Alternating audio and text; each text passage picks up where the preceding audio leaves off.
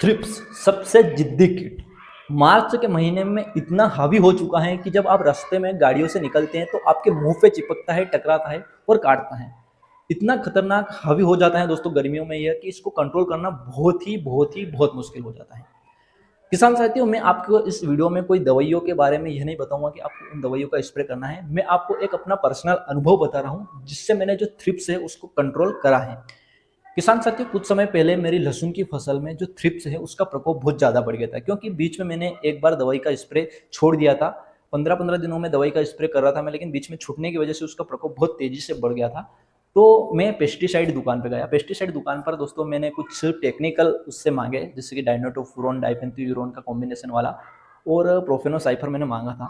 हालांकि उसके पास यह टेक्निकल ये साल्ट मौजूद नहीं था, डाइनोटोफुरोन और डाइफेंथोयूरोन, तो उसने मुझे एक अलग टेक्निकल दिया। उन्होंने कहा कि यह जो दवाई है मैं दे रहा हूँ, आप इनको स्प्रे करें, ज़रूर कंट्रोल होगा।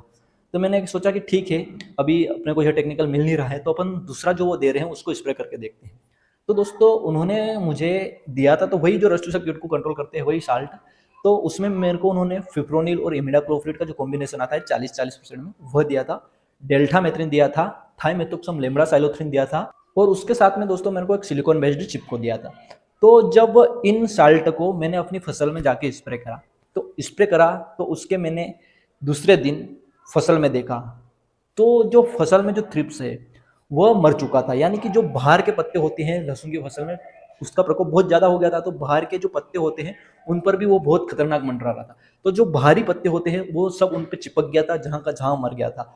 और जो नए पत्ते रहते हैं, अंदर से जो नया पत्ता निकलता है उस पर भी थ्रिप्स ज़्यादा रहता है। तो उस पत्ते पे जो थ्रिप्स है उसमें आप मेरे को कम कम मात्रा में थ्रिप्स दिखाई दे रहे थे, लेकिन जो भारी आवरण उसने घेर रखा था वो पूरी तरह से समाप्त हो चुका था। तो उसकी वजह से वो थ्रिप्स कंट्रोल हुआ। तो जो लहसुन है उसकी ग्रोथ थ्रिप्स की वजह से पूरी रुक चुकी थी। एकदम उसको ऐसा कर दिया था कि जैसे इसकी ग्रोथ बहुत ज़्यादा इसमें हानि हो गई हो। तो फिर बाद में जब 2-3 दिन बाद वापस उसको फसल को देखा तो उसमें वापस से हरापन देखने को मिला और वो फसल की ग्रोथ है वापस से चलने लगी। तो इन टेक्निकलों के स्प्रे से उस थ्रिप्स का कंट्रोल हुआ।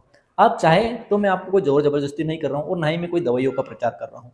तो आप यह टेक्निकल उपयोग करके आपकी फसल में स्प्रे करके आप थ्रिप्स को कंट्रोल करके देख सकते हैं। अगर आपको थ्रिप्स इन टेक्निकलों से कंट्रोल हो जाए तो आप मेरे को भी कमेंट करके बताएं कि हाँ, हमारा जो थ्रिप्स है वो इन टेक्निकलों से कंट्रोल हुआ है।